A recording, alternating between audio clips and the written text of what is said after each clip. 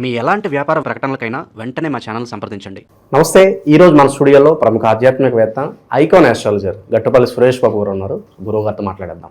నమస్కారం గురుగారు. జై శ్రీమన్నారాయణ. గురుగారు, నరఘోష, నరదృష్టి, శత్రుభయం దీనికి సంబంధించి సింహరాశి వారికి లైఫ్ లాంగ్ ఉపయోగపడేలాగా మంచి రెమెడీస్ అన్న తెలియజేయండి.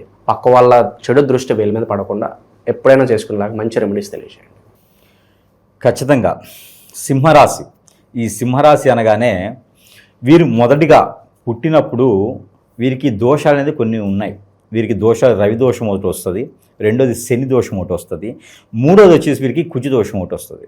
ఈ దోషాలన్నీ కూడా వీరి పుట్టుతంతోనే ఏర్పడతాయి. మా అమ్మాయి స్థానంలో 2, 3, 4 లేదు కదండి కుజుడు అంటే అవ్వదు. మా అబ్బాయి స్థానంలో 6, 7, 8, 11, 12లో కుజుడు లేడండి, మా కుజు దోషం లేదు కదా అంటే అవ్వదు. ఖచ్చితంగా వారికి ఆ దోష విమోచనతోనే వీరు పుట్టేదానికి ఉంటుంది. కాబట్టి పుట్టిన తర్వాత 30 రోజుల లోపున ఆ దోషానికి సరిపడా పరిహారం అనేది ఖచ్చితంగా చేసుకోవాల్సిందే. స్త్రీ పురుషులు ఎవరు పుట్టినా సరే ఆ పరిహారం అనేది చేసుకోవాలి. ఇది అందరూ గుర్తుపెట్టుకోవాల్సిన విషయం. ఈ పరిహారం చేసుకునేటప్పుడు ఖచ్చితంగా నవధాన్యాలతో పాటు వస్త్రాలు కూడా దానం చేయాలి. కుజుడికి వస్త్రాలు ఇష్టం, రవికి గోధుమలు ఇష్టం, శనికి నల్ల నువ్వులతో పాటు తైలం లాంటిది ఇష్టం. కాకపోతే అలాంటి దానం చేసుకుంటే చాలా మంచి జరుగుతుంది. నవగ్రహ శాంతి చేయించుకుంటే ఇంకా మంచి జరుగుతుంది. అయితే ఇది ఒక ఘట్టం అయిపోయిన తర్వాత ఇక వీరి లైఫ్ ఎలా ఉంటుందంటే, తల్లిదండ్రులకి ఎక్కువ శాతం, సింహరాశిలో పుట్టిన వారు తల్లిదండ్రులకి ఎక్కువ శాతం బయట ఉండే చదువుకుని దూరంగా ఉండి చదువుకునేటువంటి తత్వం ఎక్కువ ఉంటుంది. పెద్ద అయ్యే కొంది వారి మీద ప్రేమ, అనురాగం, ఆప్యాయత ఇలాంటి అన్నీ కూడా ఏర్పడతాయి అన్నమాట. చిన్నప్పటి నుంచి దూరంగా పెరిగేటువంటి దాంట్లో చాలామందిలో ఉంటుంది. సింహరాశిలో పుట్టితే చిన్నప్పటి నుంచే తల్లిదండ్రులకు దూరమై పెరుగుతారు అనమాట. తర్వాత వాళ్ళంతా విద్యాబుద్ధులు అయిపోయిన తర్వాత జాబ్ వచ్చే టయానికి తల్లిదండ్రులకు వచ్చి జాబ్ చేసుకోవడం లాంటివి చేస్తూ ఉంటారు. వీరు బాధ్యత కలిగినటువంటి వ్యక్తులు. కాకపోతే వీరి దగ్గర ఒక మంచి తత్వం, ఒక చెడు తత్వం ఉంటుంది. రెండు ఒకటి ఏంటంటే వీరికి అవసరానికి కొద్దీ డబ్బు పెడతారు. అది పిస్నారితనంగా ఎదుటి వాళ్ళకి కనిపిస్తుంది. ఖచ్చితంగా పిస్నారి అని చెప్పొచ్చు. అయితే సింహరాశిలో కొంతమందికి మాత్రమే ఉంటుంది ఇది. అవసరానికి ఎంతైతే ఉందో అంత డబ్బు ఖర్చు పెడతారు, అవసరం లేని దగ్గర డబ్బు ఖర్చు పెట్టరు. ఇదొకటైతే దాంట్లో పిస్నారితనం ఎక్కువ ఉంటుంది, అది అందరికీ అనిపిస్తుంది. కాబట్టి వీరి తత్వం కూడా అలానే ఉంటుంది. రెండోది, ఎక్కడైనా మాట ఇచ్చారు అంటే మాట తప్పరు. ఆ మాట కోసం ఎక్కడి దాకా వెళ్తారు. రిలేషన్ ఒకసారి ఏర్పడింది వీరితో అంటే ఇక రిలేషన్ వదులుకోరు, జీవితకాలం కొనసాగిస్తారు. వారు శత్రువైనా వీరు ప్రేమిస్తూనే ఉంటారు. ఇది ఒకటి. వీరి దగ్గర మంచి తత్వం ఉంటుంది, ఆర్గనైజర్ చేసే తత్వం ఉంటుంది. వీరు బ్యాంకింగ్ సెక్టార్స్లోనూ, ఇక బ్యూటీ పార్లర్స్ గాను, లేకపోతేను బ్యూటీకి సంబంధించినటువంటి ఐటమ్స్ గాను, ఫ్యాన్సీ హోటల్స్ ఇలాంటి రంగాల్లో వీరు బాగా రాణిస్తారు. ఇక వీరికి హై గ్రేడ్ లెవెల్స్లో ఉన్నటువంటి ఎక్కడైనా సంస్థలు, కార్పొరేట్ సంస్థలు అంటారు కదా, అలాంటి రంగాలు వీరు మేనేజ్మెంట్ బాగా చేస్తారు, ఫైనాన్షియల్గా బాగా చేస్తారు, హెచ్ఆర్గా వీళ్ళు కూడా బాగా చేస్తారు. దినదిన అభివృద్ధి అవుతారు. ఎంత దీనస్థితిలో ఉన్నటువంటి కంపెనీనైనా పై స్థాయికి తీసుకొచ్చగలటువంటి క్యాపబిలిటీ, కెపాసిటీ, ఆ ఒక వాక్తుల్యం అన్ని రకాలుగా వీరికి ఎక్కువగా రాబిస్తుంటుంది. అలాంటప్పుడు వీరికి శత్రువు కూడా ఎక్కువగా ఉంటారు. జీవితం వీరికి తొందరగా పెళ్ళైపోద్ది. త్వరగా అవ్వలేదంటే ఖచ్చితంగా వీరికి లేట్ మ్యారేజ్ అనుకోవచ్చు. ఇక 35, 36 సంవత్సరాల తర్వాతే పెళ్లి చేసుకోవాలి. పెళ్లి చేసుకుంటే 25 సంవత్సరాల లోపు వీళ్ళకి పెళ్ళైపోద్ది. స్త్రీ పురుషులు ఇద్దరికి కూడా 25 సంవత్సరాల లోపు పెళ్ళైద్ది. ఇకపోతే వీరు సింహరాశిలో పుట్టడమే ఒక అదృష్టం. కాబట్టి ఏ రాశి వారినైనా పెళ్లి చేసుకోవచ్చు, అది వీళ్ళ అదృష్టం. వీళ్ళది దేవగణం ఎక్కువ ఉంటుంది కాబట్టి ఏ రాశి వారినైనా వీళ్ళు పెళ్లి చేసుకోవచ్చు. మధ్యస్థర కూడా వీరికి ఎక్కువ మంది కనిపిస్తుంది యోనిలో, ఆ గణం ఉంటుంది అనమాట. కాబట్టి వీరు ఏ రాశిలో పుట్టిన వారినైనా వీళ్ళు పెళ్లి చేసుకోవచ్చు. కర్కాటక రాశిలో ఒకరిని మాత్రం కొంతమంది చేసుకోకపోతే మంచిది, ఎందుకంటే అది 12వ రాశి కాబట్టి ఆ ఒక్క రాశి తప్పితే 11 రాశి వాళ్ళని ఎవరి రాశి అయినా వీళ్ళు పెళ్లి చేసుకోవడానికి అర్హులుగా ఉంటారు. ఇకపోతే వీరి యొక్క చేసేటువంటి విధానం, వీరి గొప్ప ఆచరణ చేసేటువంటి విధానం ఏంటంటే, వీరు పాలిటిక్స్లో ఉన్నట్టే ప్రపంచాన్ని మార్చగలటువంటి క్యాపబిలిటీ వీళ్ళ దగ్గర ఉంటుంది. కాబట్టి వీళ్ళలో పాలిటిక్స్లో ఎక్కువ ఉండరు. ఎందుకంటే ప్రపంచం మారితే కష్టం కదా, అందుకని వీళ్ళలో పాలిటిక్స్లో ఎక్కువ ఉండలేరు. ఇక ఉపాధ్యాయులు గాను, కాలేజీలు లాను, లేకపోతేను ఇన్స్టిట్యూట్స్ లాను, ఇంకొకరికి మంచి సానుకూల వాతావరణం, మైండ్ సెట్ని సెట్ చేసే రంగాల్లో వీరు ఎక్కువగా ఉంటారు. అంటే పిచ్చి డాక్టర్లుగా అంటే పిచ్చెక్కిచ్చే డాక్టర్లు కాదు, పిచ్చిని తగ్గించే డాక్టర్లు గాను, సైన్సిస్టులు గాను ఎక్కువ మంది ఉంటారన్నమాట ఈ యొక్క సింహరాశి వారు. ఇలాంటి రంగాల్లో కూడా వీరు నైపుణ్యంగా నేర్పుడుగా బయటికి వచ్చేస్తారు. అలానే మార్కెటింగ్ రంగాలు, ఎక్స్పోర్ట్ ఇంపోర్ట్ రంగాల్లో కూడా వీరు అద్భుతంగా ఉంటుంది. మరొకటి ఏంటంటే మీడియా రంగాల్లోనూ, సినీ పరిశ్రమల్లోనూ లేదా పొలిటికల్గా కూడా వీరు రాణిస్తారు. అంటే ఇక్కడ టోటల్గా మనం చూసుకున్నట్టయితే కనుక అన్ని రకాల రంగాల్లో కూడా సింహరాశి వారు ఒకరే ఉంటారు. ప్రపంచ దేశాల్లో భారతీయుడు ఒకడు ఉన్నట్టుగా ప్రతి రంగంలో కూడా సింహరాశి వాడు ఉంటాడు అనమాట. ఇది గొప్ప విషయం కదా. కానీ భారతదేశం ఒకటే కాదు, ప్రతి రంగంలో అంటే ఏ దేశాల్లో కూడా పరిగణన తీసుకున్నా కూడా సింహరాశి వారు ఒకటి కనిపిస్తూ ఉంటాడు అనమాట. వాడికి 10 మంది జాతకం తీసుకుంటే ఆ ఉన్నత శిఖరాల్లో ఉన్నటువంటి 10 మంది జాతకాల్లో కూడా ఒకటి సింహరాశి వాడు ఉంటాడు. కాబట్టి సింహరాశి వారు దినదిన అభివృద్ధి అవుతూ వారి కింద స్థాయి వాళ్ళని కూడా అదే రకంగా తీసుకెళ్లేటువంటి గుణగణాలు కలవంటి వ్యక్తులు సింహరాశి వారు. నమ్మ తగినటువంటి వ్యక్తులు, ఎంత దాకైనా చేస్తారు, ఏదైనా చేయగలుగుతారు, మతలబు చేస్తారు, తికమక చేస్తారు. కాబట్టి వీరిని నమ్మితే ఎక్కడ దాకా తీసుకెళ్తారు, వీరిని నమ్మకపోతే అంత కొలాప్స్ అయిపోతుంది అన్నమాట. ఎలా అయితే ముంచాలో అలా ముంచేస్తారు. ఆ ఒక లక్షణాలు గలవాడు ఖచ్చితంగా ముంచుతారు. అలాంటి లక్షణాలు గల వ్యక్తులే నమ్మించి మోసం చేస్తారంటే సింహరాశి వారే. అలానే నమ్మించి ముందు చేయి కొట్టుకుని పైకి తీసుకెళ్ళి కూడా సింహరాశి వారే. కాబట్టి సింహరాశి వారితో చాలా జాగ్రత్తగా ఉండాలి. కాబట్టి అంత చెప్పాను నేను మీకు. సింహరాశి జాగ్రత్తగా ఉంటూ వాళ్ళకెళ్ళి మాట్లాడుతూ వారి మంచితనాన్ని చెప్పుకుంటూ ఉంటే వారు ఎక్కడి దాకా తీసుకెళ్తారు. వారిని నమ్మలేదా ఖచ్చితంగా వారు కత్తితో పొడుస్తారు. కాబట్టి సింహరాశి వారు నమ్మండి, బాగుపడతారు. ఇబ్బంది ఏమి ఉండదు వారితో. అంత ఎక్కడెక్కడ నుండి బంధుమిత్రులు అందరూ కూడా కలుపుకొడతాలకు వెళ్తారు. అందరికీ ఎవరికి ఇవ్వాల్సిన రిలేషన్ బాధ్యతలన్నీ కూడా ఇచ్చేస్తారు. వారి పిల్లల్ని ఎలా చూసుకోవాలి, పెద్దల్ని ఎలా చూసుకోవాలి, అన్ని రకాల బాధ్యతలు వారికి తెలుసు. కాకపోతే కొంచెం విచ్చలవిడితనం అనేది కూడా కనపడకుండా ఉంటుంది. అంటే పిల్లి పాలు తాగుతుంది, ఎవరికి తెలియదు అనుకుంటారు, కానీ అందరికీ తెలుసు విచ్చలవిడితనం కూడా వారి దగ్గర ఉంటుంది. కాకపోతే వారికి ఎఫ్ఐఆర్స్ లాంటివి, ఈ విచ్చలవిడితనానికి, బెట్టింగ్ లాంటి వాటిలో డబ్బు పెట్టకుండా ఉంటే ఖచ్చితంగా వీరు అనుకున్న శిఖరానికి ఖచ్చితంగా చేరుకుంటారు. వీరికి కలిసి వచ్చే దశలు అందరూ అనుకుంటారు శని మహర్దశ కలిసి రాదు. సింహరాశికి శని పడదు. సింహరాశికి అధిపతి రవి. శని అనేది ఆపోజిట్, ఇద్దరికి పడదు సైన్. కానీ ఇక్కడ అందరికి తెలియనటువంటి సీక్రెట్ ఏంటంటే శని మహర్దశ, శని అంతర్దశ ఈ సింహరాశి కలిసి వస్తుంది. ఎందుకంటారేమో, శని ఉన్నప్పుడు ఎదురుగా పవర్తో ఉన్నప్పుడు రవి ఏం చేస్తాడో వాళ్ళతో కొట్టుకుంటారు కదా, నువ్వేనా మంచి చేసేది, నేను చేస్తా అని చెప్పేసి శనితో పాటు ఈక్వల్గా ఈ రవి కూడా మంచి చేయడం మొదలు పెడతాడు. రవి ఎవరితో చేస్తాడు? బుధుడితో చేస్తాడు, గురువుతో చేస్తాడు, శుక్రుడితో చేస్తాడు. ఈ 4 గ్రహాల కలయికతో రవి కూడా మంచి చేస్తాడు. కాబట్టి శని మహర్దశ, శని అంతర్దశ కూడా ఈ యొక్క సింహరాశి వారికి కలిసి వస్తుంది. అందరూ దీన్ని గమనించుకోరు. అందుకని శని దశ ఉన్నా, అంతర్దశ ఉన్నా, అర్ధాశ్మ సరేనా, శని ఉన్నా సరే లేకున్నా సరే ఈ యొక్క రాశి వారికి బాగా కలిసి వస్తుంది. అయితే కుజ దోషం ఉన్న వాళ్ళని పెళ్లి చేసుకోకూడదు. ఎందుకంటారేమో కోపదారితనము, మొండితత్వము వీరిలో ఎక్కువ ఉంటుంది. ఇక కుజ దోషం ఉన్న వాళ్ళని పెళ్లి చేసుకుంటే ఇక వీరిద్దరి మధ్యన రోజు బృందావన భజనే. కాబట్టి వారిని కచేరీ అంటారు కదా, డీజే కచేరీ అలాంటివి ఉంటాయి. కాబట్టి ఆ కుజ దోషం ఉన్న వాళ్ళని పెళ్లి చేసుకోకూడదు. ఒకవేళ చేసుకోవాల్సి వస్తే శని భగవాన్ యొక్క అదృష్టం, శని గ్రహం అనేది మన జాతకంలో పవర్ ఎక్కువ ఉండాలి. అలా ఉన్నట్లయితే కనుక అప్పుడు పెళ్లి చూస్తుందానికి ఉండాలి. శని పవర్ ఎక్కువ ఉండాలంటే ఎక్కడ ఉండాలి? ఇక్కడ సింహరాశి నుంచి చూసుకున్నప్పుడు శని 2, 4, 6, 8 నుంచి 9వ స్థానంలో ఉన్నట్టయితే శని భగవానుడు బలంగా ఉన్నట్టు. అలా ఉండి దాని చూపు కరెక్ట్గా ఉండి పవరు దానికి బుధుడు కానీ గురువు కానీ చూస్తూ ఉంటే అప్పుడు శని బలం ఉన్నట్టు.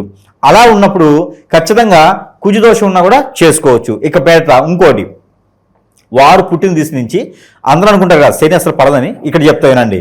వారు పుట్టిన దిశ నుంచి పరమటి వైపున వెస్ట్ సైడ్ పుట్టినటువంటి స్త్రీతో పెళ్ళవుతుంది. ఇది చూడండి, మరి వెస్ట్ సైడ్ అంటే శనితో కూడింది, మరి అక్కడ సైడ్నే పెళ్లి చేసుకుంటారు పురుషుడు, సింహరాశిలో పుట్టినవారు. ఇక స్త్రీకి వచ్చేటప్పటికి వాయు మూల, ఈశాన్యం మూల, ఇక మధ్యలో వచ్చినప్పటికి ఉత్తరం వైపున ఇటువంటి పుట్టినటువంటి పురుషుడితో పెళ్ళి అవుతుంది.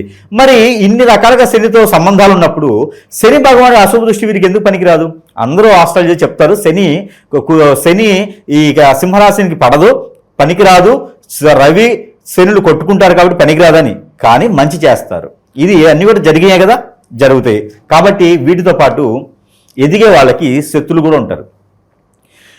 ఫైనాన్షియల్గా బ్యాంకింగ్ సెక్టర్లో ఇలాంటి వాళ్ళలో ఎదుగుతూ ఉంటారు. మంచి బాధ్యత కలగా ఉంటారు, మంచి నైపుణ్యంగా ఉండేటువంటి సింహరాశి వారు. కాబట్టి వీరి మీద శత్రుత్వం ఉంటుంది. వీరి మీద శత్రుత్వం ఎలా ఉంటుందంటే చుట్టాల్లో, పక్కాల్లో, బయట వాళ్ళలో, తెలిసిన వాళ్ళలో, ఫ్రెండ్షిప్లో, కొలీగ్స్లో కూడా వీరి శత్రువులు ఉంటారు. ఎందుకంటే 10 గంటలు చేయించిన పని 18 గంటలు చేపిస్తారు, కష్టపడిస్తారు. మరి కొలీగ్స్ ఇబ్బంది పడతారు కదా, వారి శత్రువులు అన్నట్టే కదా. కాబట్టి వీరికి అనూహ్యంగా శత్రువులు ఉంటారు. ఎక్కడో శత్రువులు పుట్టుకురారు, కొత్తగాను ఉన్న వాళ్ళదే శత్రువు అవుతారు. కౌరవులు పుట్టుకొచ్చారు, కౌరవులు అందరూ మంచి వాళ్ళే, కానీ పాండవులకి ఏమయ్యారు? శత్రువులు అయ్యారు. అలానే పాండవులు ఏంటంటే కష్టపెట్టిస్తారు, కౌరవులు ఏంటంటే కూర్చొని తినాలనుకుంటారు. అదే తేడా, అక్కడే శత్రుత్వం పెరిగిపోతుంది. కాబట్టి శత్రువులు ఎక్కడ బయట నుంచి పుట్టరమ్మా, మన నాలుగులో నుంచి మన ఇంట్లో వచ్చే శత్రువులు ఉంటారు. కాబట్టి వీళ్ళ నుంచి మనకి ఇబ్బంది ఏంటంటే ఎట్లయినా సరే ఈ సింహరాశి వాళ్ళని పడేయాలని చెప్పేసి వీరు చేపించని కొన్ని క్రియలు ఉంటాయి. అలా కాకుండా కొన్ని రకాల దానాలు ఉంటాయి. అలా కాకుండా ఇంటి దైవం ఏదైనా కొలుచుకుంటూ వారి పెద్దవారు ఇవ్వకపోయినా, ఇంట్లో ఏదైనా కళ్యాణాలు చేయిస్తూ ఆపేసినా, ఏదైనా అమ్మవారికి మొక్కుబడులు తీయించలేకపోయినా, అలా ఏదైనా శాపం తగులుతుంది, పాపం తగులుతుంది, అలాంటి ఏదైనా వంశపారపర్యంగా వస్తే అయ్యే పితృదోష కింద వస్తాయి. అవన్నీ కూడా తీయించుకోవాలి. పితృదోషాలంటే మళ్ళీ గోకర్ణ వెళ్ళొద్దు, ఇక్కడ మనకి సమీప దూరంలో కూడా తీసుకోవచ్చు. అప్పులు చేసి ఎవరు ఏ పూజ చేయించొద్దండి.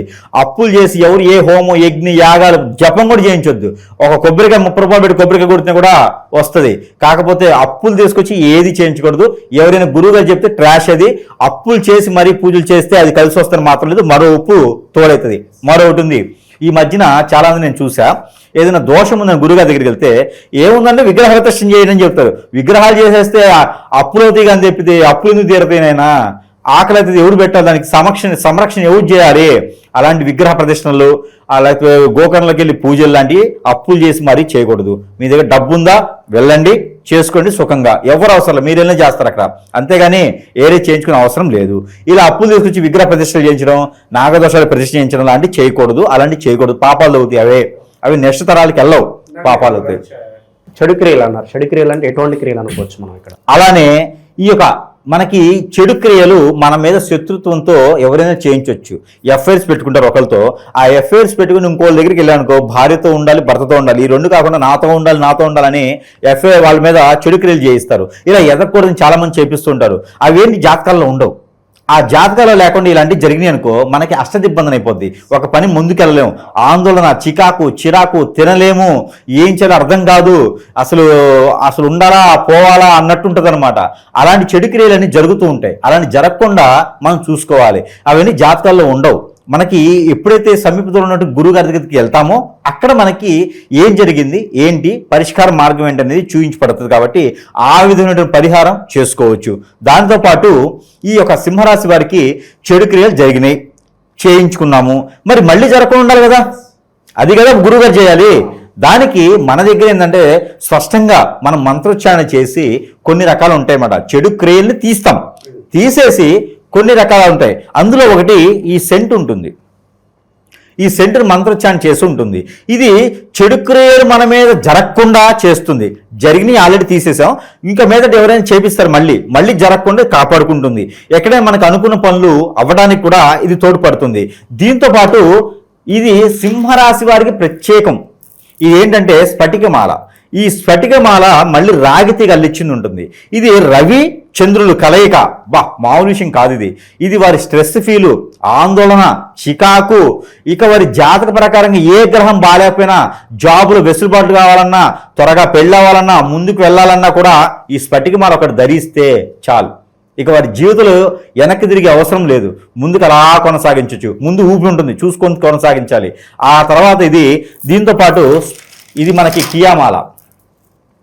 ఈ కియామాల వల్ల శని భగవానికి అశుభ దృష్టి కాదు, కుజుని యొక్క అశుభ దృష్టి కాదు, గురువు యొక్క అశుభ దృష్టి కాదు, ప్రతిదీ కూడా మంచి శుభ దృష్టిగా కొలుసుకుందుకు గ్రహాలన్నీ కూడా సానుకూలంగా ఉంటే నరదిష్టి నరకోశ కూడా పోతుంది. ఇక వీటితో పాటు చాలా వస్తువులు మన దగ్గర సమీపంలో ఉంటాయి. వారి సమీప దూరానికే వారు వచ్చేసి తీసుకోవచ్చు. వారి చెంతకే మనం చేర్చడం జరుగుతూ ఉంటుంది. కాబట్టి ఎవరికైనా కావాలంటే సంప్రదించవచ్చు. దీంతో పాటు ఏదైనా చెడు క్రియ జరిగితే ఇలాంటి సిమ్టమ్స్ ఉంటాయి. కాబట్టి దానికి సరైనటువంటి మార్గాన్ని ఎంచుకొని సరైన పరిష్కార మార్గం వెతుక్కోవాలి. వీటన్నిటితో పాటు అన్ని రకాల ముందుకు వెళ్ళాలనుకుంటే కూడా దేవుని యొక్క అనుగ్రహం కూడా కావాలి.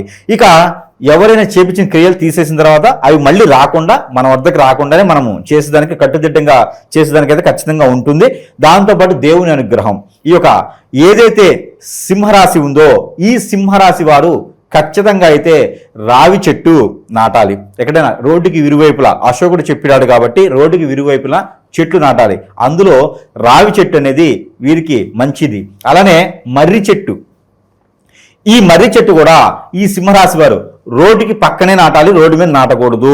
మర్రి చెట్టు కూడా రోడ్డుకి విరువైపులు కనుక నాటినట్టయితే వారిలో ఉన్నటువంటి గ్రహాల దోషాలు అయితే ఖచ్చితంగా తొలగిపోతాయి. ప్రతి గురువారం కూడా ఆ రావి చెట్టు కానీ ఆ ఒక మేడి చెట్టు కానీ కింద మర్రి చెట్టు కానీ కింద దీపారాయణ చేయాలి ప్రతి గురువారం రోజున.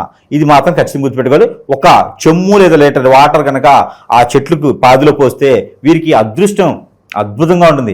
దారిద్ర్యం పట్టినట్టు బట్టి అదృష్టం. ఇక ఎవరిని లెక్క చేసే అవసరం లేదు, ఎవరిని కించపరుచుకునే అవసరం లేదు.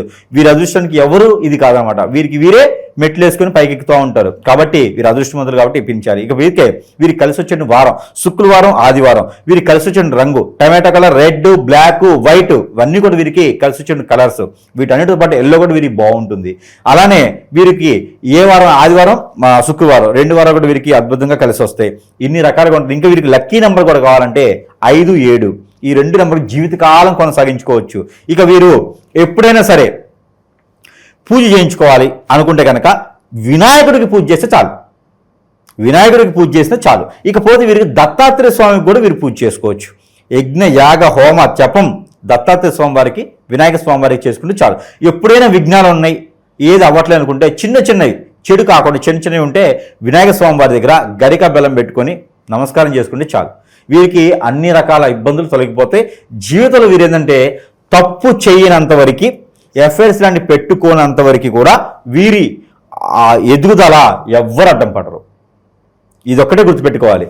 ఈ జాతకస్తులు, ఈ రాశివారు తప్పు చేయనంతవరకు, ఎదుటి వాళ్ళని ఇబ్బంది పెట్టకుండా ఉన్నంతవరకు, వాల్యూస్ రిలేషన్షిప్ కాపాడుకుండి ఉంటేంతవరకు కూడా వీరిని ఎవ్వరు కూడా ఎలాంటి చెడుకరి కూడా వీరిని ఏమీ చేయదు. ఎప్పుడైనా వీరు తప్పు చేస్తారా ఖచ్చితంగా ఇవన్నీ బయటపడతాయి.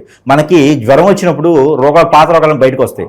అలానే మనకి బాగలేనప్పుడే, మనకి ఇమ్యూనిటీ లేనప్పుడే వస్తాయి. అట్లానే జాతకం బాగాలేనప్పుడు అన్ని రకాలు బయటకు వస్తాయి. దాంతోపాటు వీరు ఇంకోటి ఉంది, వాస్తు కూడా సరిగా చూసుకోవాలి.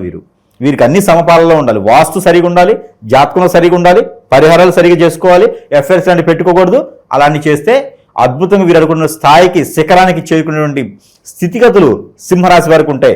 ఇది ఒక జీవితకాల ప్రెడిక్షన్ పరిహారం. మరొక మాట చివరిగా, జాతకము ప్రతి సెకండ్కి ఒకసారి, నిమిషానికి ఒకసారి, రోజుకు ఒకసారి చూసుకునే అవసరం లేదు.